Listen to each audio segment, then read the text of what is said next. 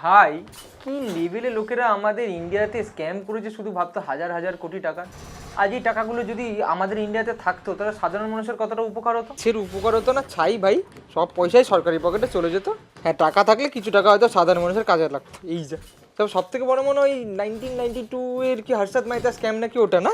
ওই একটা web series দেখে হর্ষদ মেহতা স্ক্যাম, আরে তার চেয়ে অনেক বড় বড় স্ক্যাম হয়েছে। 2G স্ক্যাম হয়েছে 17 লাখ কোটি টাকার, জানিস? বাবা, তারপরে হচ্ছে কমনওয়েলথ গেম স্ক্যাম প্রায় 35,000 কোটি টাকার, এটা জানিস? তারপর হচ্ছে তেলগি স্ক্যাম, সেটা হচ্ছে প্রায় 20,000 কোটি টাকার। তারপর হচ্ছে সত্যম স্ক্যাম, সেটা হচ্ছে কম করে 10,000 কোটি টাকার।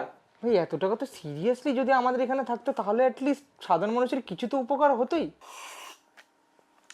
তাহলে এমনি কি আর আমি বলছি? কিন্তু এটাকে জানিস এই সব স্ক্যামগুলো থেকে একটা অনেক বড় স্ক্যাম হয়েছিল, যেটা নিয়ে কেউ কিন্তু কোনো কথা বলছে না। আর এই স্ক্যামটা একটা লোক করেনি, অনেকগুলো লোকের ইনভলভ ছিল। এইসব এত লাখ কোটি স্ক্যামের থেকেও আরো বড় স্ক্যাম হতো, সেটা নিয়ে কেউ কথা বলছে না, সেটা কি?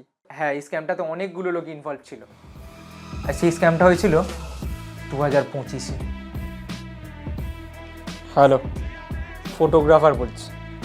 24শে জানুয়ারি অ্যাভেলেবেল আছে, অ্যাডভান্সটা পাঠিয়ে দিন।